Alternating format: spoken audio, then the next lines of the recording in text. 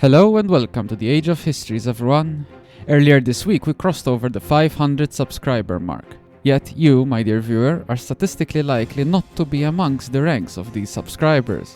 So before we get going, I would like to encourage you to hit those like and subscribe buttons, as it truly does make a difference in informing the YouTube gods to share this channel with more people like you as we continue to grow this small but amazing community we got here. For today I have an episode for you that's jam-packed with new castle skins and one of the classics. So let's wallow.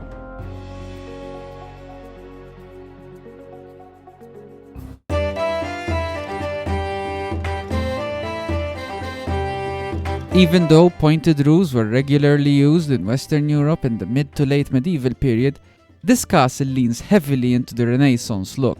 The primary inspiration for this castle seems to be Château de Sully-sur-Loire, originally built by a contemporary of Joan of Arc, Guy de la Trémoille, but then takes notes from the later chateaux of de Chambord, commissioned by King Francis I in 1519 as a grand hunting lodge and a symbol of his royal power, de Chaumont, which was originally built in the 10th century by Odo I and then converted into a noble residence in the 15th century by Charles I d'Amboise, and possibly even Château d'Aussy, which was constructed in the 15th century by Jean de Bay as a fortified residence and even was the inspiration for Sleeping Beauty's castle.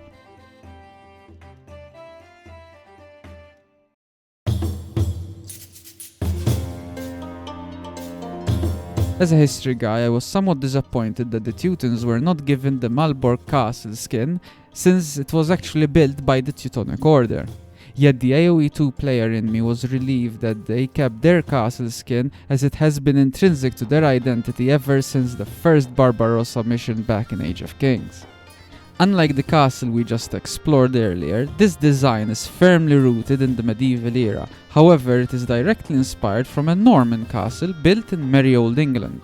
Construction of Rochester Castle began in the late 11th century by Gundulf of Rochester.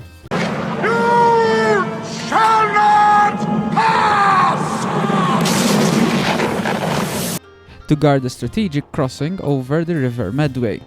Its massive stone keep served both as a defensive stronghold and as a symbol of Norman authority in southeast England.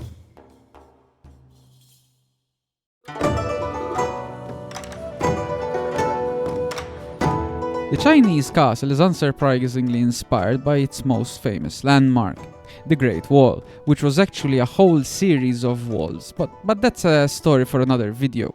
The sections that inspired this new castle skin is the Ganshu sections, which was primarily erected during the period of the Three Kingdoms DLC and later reinforced during the Ming Dynasty. This stretch of defenses winds through deserts and mountains and served as a critical military defense point for both the frontier and the Silk Road itself.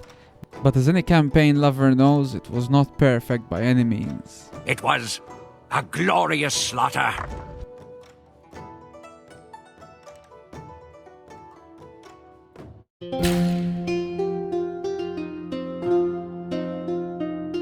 The spectacular castle which was bestowed onto the Spanish is directly inspired from El Castillo de la Mota, which literally translates as the castle on the hill. Originally dating back to the 12th century, the castle we see today was built in the 15th century under John II, and its strategic location meant that it changed hands among the Spanish crowns more than a few times, even being used as a prison for high-level captives. Those holes you can see dotting the walls of this otherwise beautiful stronghold are called putlogs, literally holes where you would put logs to raise the scaffolding during construction and restoration works.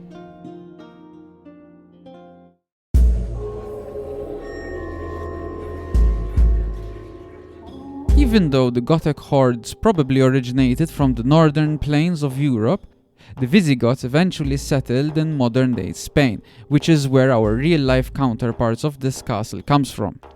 There are three principal inspirations: the Church of San Juan Bautista de Baños de Cerrato, first built in the 7th century by King Reckenswinth; the palace and church called Iglesia de Santa Maria del Naranco, completed in the first half of the 9th century by Ramiro I of Asturias; and the palace of Pla de Nadal, commissioned by Theodomir around the late 7th century. The crenellations of the castle may have been drawn from the stronghold at Sigüenza, where the Visigoths had built a castle during the 5th century.